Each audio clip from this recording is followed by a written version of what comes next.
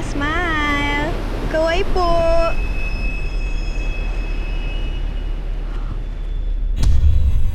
Day 22.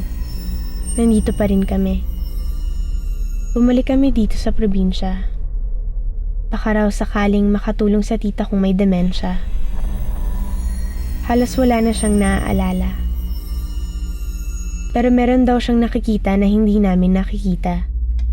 Gusto ko lang ipaalala sa inyo na kada alas 9 ng gabi, wala nang kuryente dito. Ate Mara, bakit? Bakit hindi na lang natin imbitahin kumain yung bata? Ate Mara, wala naman bata dyan eh.